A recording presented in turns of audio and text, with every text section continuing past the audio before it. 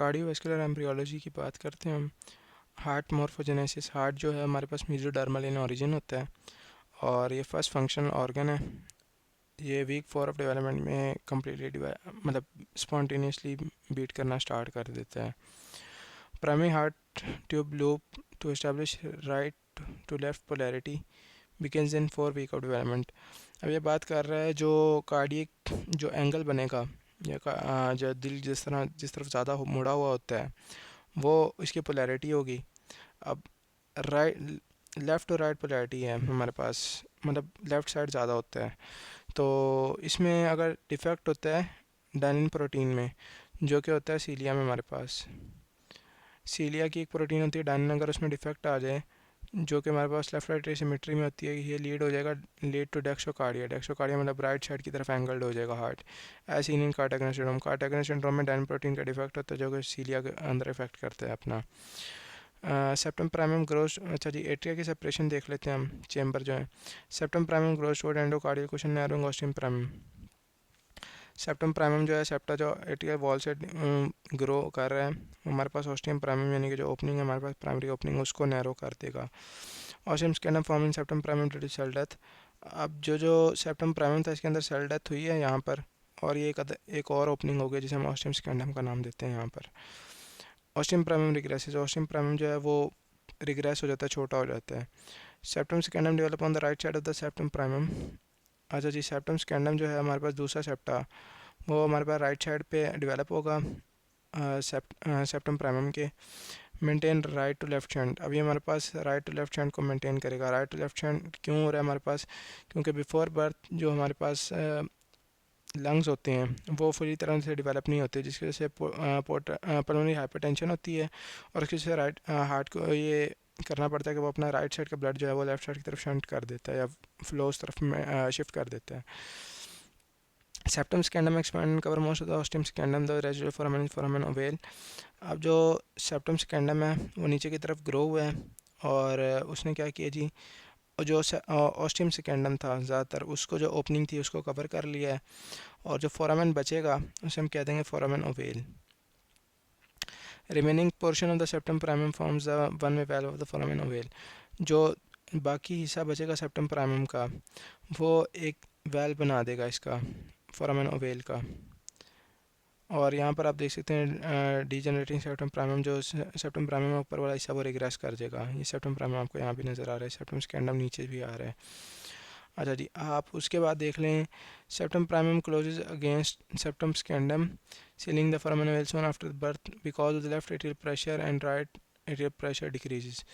अच्छा जी इसमें ये बताया हुआ है कि सेप्टम प्राइमम जो है वो क्लोज हो जाएगा सेप्टम स्कैंडम के अगेंस्ट और सील कर देगा फोरामेन ओवेल को टोटली। यहाँ पर देख रहे हैं आप, ये एक तरह से सील कर रहा है इसे। उसकी वजह क्या है, क्योंकि सून आफ्टर बर्थ जो है वो ऑक्सीजन जब बच्चा सांस लेता है तो उसमें लंग्स की जो हाइपरटेंशन है वो कम हो जाती है, उसकी वजह से लेफ्ट एट्रियल प्रेशर ज़्यादा हो जाता है और राइट एट्रियल प्रेशर हमारे पास कम हो जाता है। अब उसमें आगे चलते हैं। Septum स्कैंडम and septum primum fuse during infancy early childhood forming the atrial septum. अब सेप्टम प्राइमम और सेप्टम स्कैंडम जो है हमारे पास ये वाला, ये टोटली फ्यूज़ हो जाएगा और ये एट्रियल सेप्टा बन जाएगा। अच्छा जी क्लिनिकल की बात कर लेते हैं। Patent foramen ovale failure of septum primum and septum secundum to fuse after birth seen in 25% of population, most are asymptomatic and remain undetected. जब सेप्टम प्राइमम और सेप्टम स्कैंडम जो है वो कम्प्लीटली फ्यूज़ नहीं होगा तो फोरामेन ओवेल जो है वो ओपन रह जाएगा, इसे हम कहते हैं पेटेंट फोरामेन ओवेल। और मोस्टली एसिम्टोमेटिक होता है, अनडिटेक्टेड होता है, can lead to paradoxical emboli. अब इसमें क्या है, जो वेनस शंट हो जाएगा, venous thrombo emboli entering the systemic arterial circulation through the right to left shunt. अब जो वेनस ब्लड आ रहा है वहाँ में हो सकता है उसमें अगर कोई एम्बोलाई हो तो वो हमारे पास राइट से होकर हमारे लेफ्ट साइड आ जाएगा, as can occur in atrial septal defect. अब एट्रियल सेप्टल डिफेक्ट पूरा एक कह सकते हैं आप स्पेक्ट्रम है, जिसमें से एक उसकी एक टाइप आ जाएगी एट्रियल सेप्टल डिफेक्ट की, पेटेंट फोरामेन ओवेल।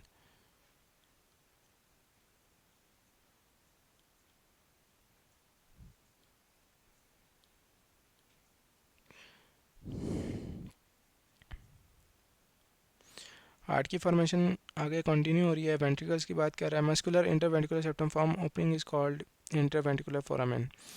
अब जो ये देख सकते हैं आप, वेंट्रिकल की वॉल है, वहाँ से हमारे पास मस्कुलर इंटरवेंट्रिकुलर सेप्टा डेवलप होगा और यहाँ पर इंटरवेंट्रिकुलर फोरामेन इसके दरमियान में होगा और साथ में एट्रियोवेंट्रिकुलर कैनाल्स आ जाएंगे हमारे पास, यहाँ से 2 ओपनिंग है। अच्छा जी, aortico pulmonary septum rotate and fuses with muscular ventricular septum to form membranous interventricular septum closing the interventricular foramen. अब एओर्टिको पल्मोनरी सेप्टम जो है हमारे पास, वो कहाँ से डेवलप होगा, वो एंडोकार्डियल कुशन से डेवलप होगा और इसमें जो होगा वो हमारे पास फ्यूज़ कर देगा मस्कुलर वेंट्रिकुलर सेप्टा के साथ और ये मेम्ब्रेनस इंटरवेंट्रिकुलर सेप्टम बन जाएगा जब इसका फ्यूज़ करेगा और इंटरवेंट्रिकुलर फोरामेन जो है हमारे साथ इस तरह क्लोज हो जाएगा। Growth of endocardial cushion separate atria from ventricle and contribute to both atrial separation membranous portion of the interventricular septum. अब जब एंडोकार्डियल कुशन जो हमारे पास डेवलप हुआ है वो क्या करेगा, एट्रिया को वेंट्रिकल से सेपरेट कर देगा और एट्रियल सेपरेशन ऊपर से भी और membranes portion of interventricular septum, ये वाला हिस्सा जो मेम्ब्रेनस पोर्शन होगा, ये वेंट्रिकल को आपस में इंटरवेंट्रिकुलर सेप्टा कह सकते हैं आप इसे, ठीक है, जो वेंट्रिकल को 2 सेपरेट कर रहा है और एंडोकार्डियल कुशन एट्रिया का एट्रियल सेप्टा को भी कंट्रीब्यूट करेगा। इस तरह हार्ट के दोनों चारों चेम्बर्स अलग हो जाएंगे। उसके साथ हम एक एनोमली पढ़ लेते हैं, ventricular septal defect most common congenital cardiac anomaly usually occur in membranous septum. और जो मेम्ब्रेनस इंटरवेंट्रिकुलर सेप्टा है वो कहाँ से डेवलप होता है, एंडोकार्डियल कुशन।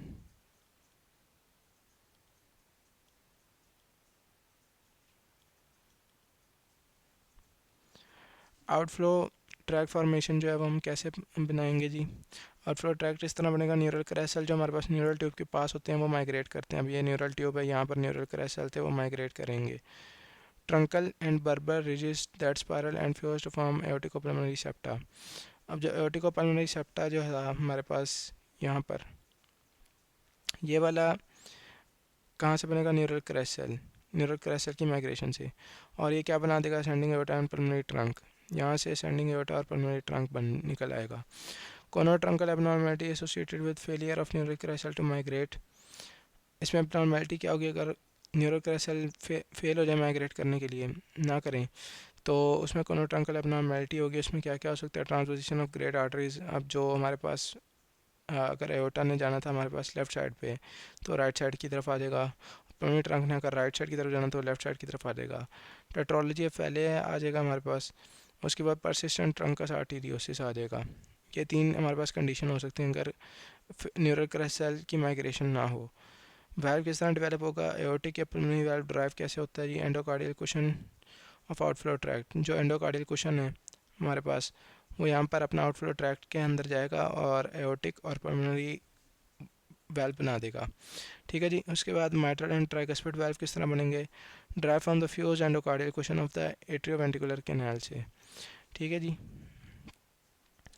उसके बाद हम बात करते हैं वेल्वुलर एनोमलीज में भी स्टीनोटिक, जिसमें हमारे पास क्या हो जाएगा, थिकनिंग होगी वाल्व की और वो नैरो हो जाएगा। अब नैरो क्यों हो रहा है, क्योंकि थिक हो जाएगा वाल्व।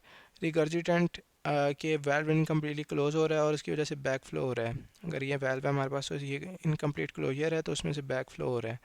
स्टेनोटिक क्या है, ये वाल्व है हमारे पास, ये ज़्यादा थिक हो गया है, बहुत ज़्यादा थिक हो गया है, उसकी वजह से ये हल्की सी एक नैरो सी ओपनिंग रह गई है।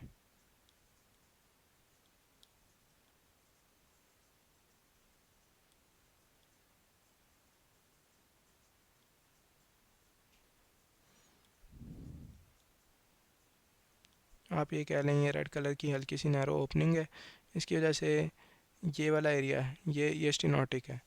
एट्रेटिक है कि एब्सेंट है, जिस तरह ट्राइकस्पिड एट्रेजिया और डिस्प्लेस एब्स्टीन एनोमली।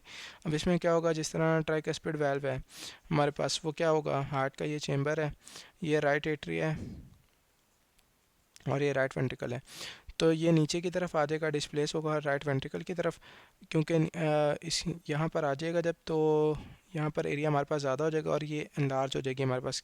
कौन सी कैविटी, राइट एट्रिया की, ये एब्स्टीन एनोमली हो जाएगी हमारे पास।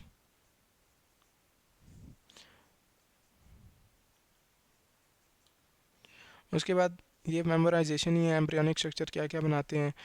राइट कॉमन कार्डिनल वेन और राइट एंटीरियर कार्डिनल वेन हमारे पास सुपीरियर वेना केवा बनाएगा। पोस्टीरियर कार्डिनल, सब कार्डिनल और सुप्रा कार्डिनल वेन जो है हमारे पास इन्फीरियर वेना केवा बनाएगा।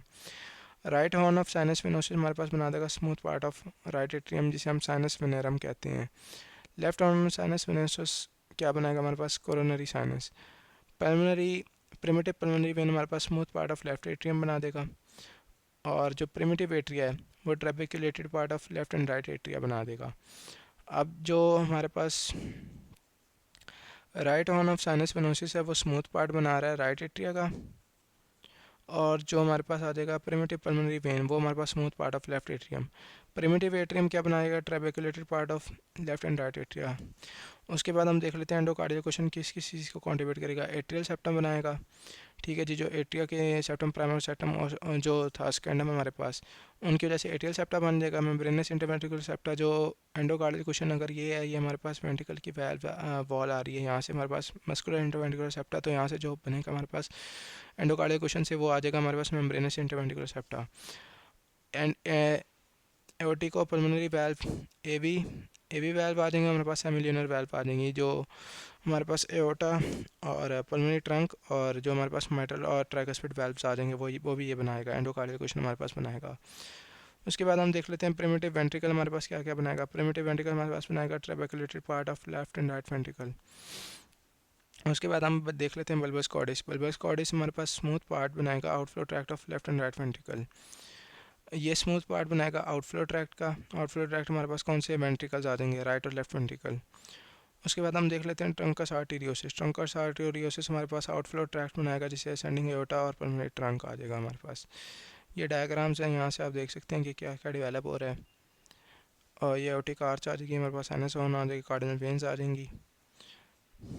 अब कार्डिनल वेन से सुपीरियर वेना केवा और इन्फीरियर वेना केवा डेवलप हो रहा है। साइनस वेनोसिस आ जाएगा, एट्रियम आ जाएगा प्रिमिटिव एट्रियम से, और वेंट्रिकल प्रिमिटिव वेंट्रिकल से बन जाएगा।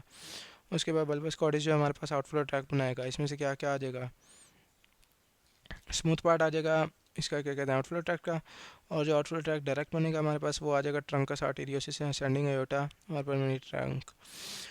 उसके बाद ये पेरिकार्डियम इसको कवर कर रही है, ये ट्रंकस आर्टेरियोसिस यहाँ पर आ जाएगा हमारे पास। ये प्रिमिटिव लेफ्ट एट्रियम है हमारे पास, यहाँ पर लेफ्ट वेंट्रिकल आ जाएगा, राइट एट्रियम आ जाएगा, लेफ्ट एट्रियम आ जाएगा, ये वेंट्रिकल्स आ जाएंगे। पल्मोनरी ट्रंक आ जाएगा, आउटफ्लो ट्रैक जो है हमारे पास ट्रंकस आर्टेरियोसिस और असेंडिंग एओर्टा, ये भी इसी से बनेगा।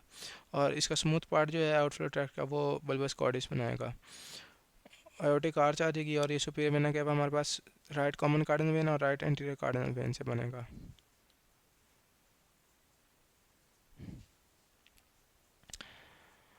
उसके बाद हम बात कर लेते हैं हमारे पास जो फीटल सर्कुलेशन आ जाएगी।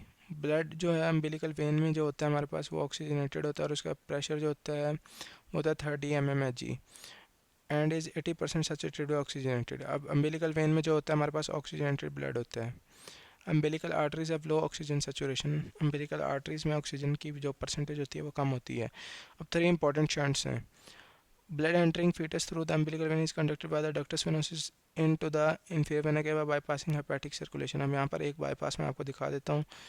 ये हमारे पास आ रहा है जी प्लेसेंटा, प्लेसेंटा से जा रहा है अम्बिलिकल वेन में, अम्बिलिकल वेन से जाता हुआ यहाँ पर आएगा और ये डक्टस वेनोसिस में आ जाएगा। डक्टस वेनोसिस, अब ये जो लिवर की जो सर्कुलेशन थी उसे बाईपास कर दिया इसने, हेपेटिक सर्कुलेशन को। Most of the highly oxygenated blood reaching the heart via the inferior vena cava is directed through the foramen ovale into the left atrium। अब ये हमारे पास राइट एट्रियम आ जाएगा, यहाँ पर जाएगा inferior vena cava के थ्रू। ये inferior vena cava में इसका शंट हुआ, उसके बाद फोरामेन ओवेल से पहले ये राइट एट्रियम में जाएगा, राइट एट्रियम से फिर लेफ्ट एट्रियम में चला जाएगा। ये दूसरा हमारे पास शंट आ जाएगा।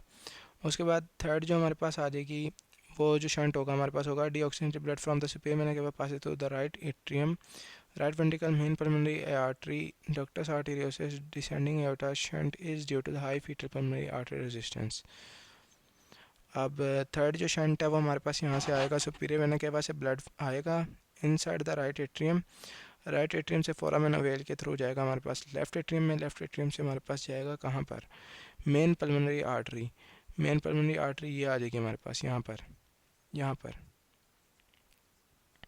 सॉरी, यहाँ से राइट एट्रियम से राइट वेंट्रिकल जाएगा, राइट वेंट्रिकल, यहाँ मैंने गलती कर दी, लेफ्ट एट्रियम बोल दिया। राइट एट्रियम से राइट वेंट्रिकल जाएगा, राइट वेंट्रिकल से फिर पल्मोनरी आर्टरी में जाएगा। पल्मोनरी आर्टरी के बाद ये जाएगा हमारे पास डक्टस आर्टेरियोसिस में, और उसके बाद ये जाएगा डिसेंडिंग एओर्टा में। ये डिसेंडिंग एओर्टा आ रहा है हमारे पास, ये वाला सारा, ये ग्रीन कलर वाला। Shunt is due to the high fetal pulmonary artery resistance. अब वही बात की है इसने, जो क्यों यहाँ से राइट टू लेफ्ट एओर्टा में जाता है, राइट एट्रियम से लेफ्ट एट्रियम में क्यों जाता है, उसकी वजह यह है कि हमारे पास जो है शंट है हमारे पास, due to lungs totally develop नहीं होते, उसकी वजह से हमारे पास जो है राइट एट्रियम में प्रेशर ज़्यादा होता है, उसकी वजह से ये शंट आता है। At birth infant take a breath decrease resistance in pulmonary vasculature. जब बच्चा सांस लेगा बर्थ के बाद, तो उसमें जो रेजिस्टेंस होगी वो डिक्रीज़ हो जाएगी, और जो है हमारे पास लंग्स एक्सपैंड कर देंगे। उसकी वजह से लेफ्ट एट्रियल प्रेशर ज़्यादा हो जाएगा राइट एट्रियल प्रेशर की कंपैरिजन में। उसकी वजह से फोरामेन ओवेल जो है वो क्लोज हो जाएगा। अब ये जो फोरामेन ओवेल है ये वाला, ये क्लोज हो जाएगा टोटली, और ये बन जाएगा फोसा ओवेलिस। इसे हम कह देंगे बाद में आफ्टर बर्थ फोसा ओवेलिस। इसमें आ जाएगा increase in oxygen from respiration and decrease in prostaglandin from placental separation. अब बर्थ हो चुका है बच्चे का, उसके बाद रेस्पिरेशन में इंक्रीज़ हो रहा है, इसकी वजह से ऑक्सीजन इंक्रीज़ हो रही है और प्रोस्टाग्लैंडिन डिक्रीज़ हो रहे हैं, क्योंकि प्लेसेंटा सेपरेट हो गया। प्लेसेंटा का फंक्शन है कि वो प्रोस्टाग्लैंडिन की सेक्रेशन करवाता है। Closure of ductus arteriosus. अच्छा जी, अगर प्रोस्टाग्लैंडिन नहीं होगा तो प्रोस्टाग्लैंडिन का लेवल डिक्रीज़ होगा, उसकी वजह से डक्टस आर्टेरियोसिस जो शंट है हमारे पास वो क्लोज हो जाएगा। ये देखें, पल्मोनरी आर्टरी और एओर्टा के दरमियान जो शंट है उसे हम कहते हैं डक्टस आर्टेरियोसिस, तो ये क्लोज हो जाएगा इसकी वजह से। अब इसमें जो क्लिनिकल इंपॉर्टेंस आ जाएगी वो आ जाएगी हमारे पास non steroidal anti inflammatory drug indomethacin and ibuprofen और acetaminophen help close the patent ductus arteriosus. ये अगर क्लोज हो जाएगा एनसेट देंगे अगर हम, तो इसका रेमिनेंट जो हो जाएगा हमारे पास किसका भला, पेटेंट डक्टस आर्टेरियोसिस का, उसे हम कह देंगे ligamentum arteriosum, remnant of ductus arteriosus. अब इसका एक निमोनिक है कि indomethacin ends the patent ductus arteriosus. उसके बाद prostaglandin E1 and E2 keep PD open. अब ये भी आप एक निमोनिक है और ये भी एक निमोनिक है। एंडोमेथासिन या इंडोमेथासिन जो है हमारे पास पेटेंट डक्टस आर्टेरियोसिस को क्लोज करवाएगा क्योंकि एनसेड है। प्रोस्टाग्लैंडिन E1 और E2 prostaglandin keep keep PDA open patent ductus arteriosus को ओपन रखेगा।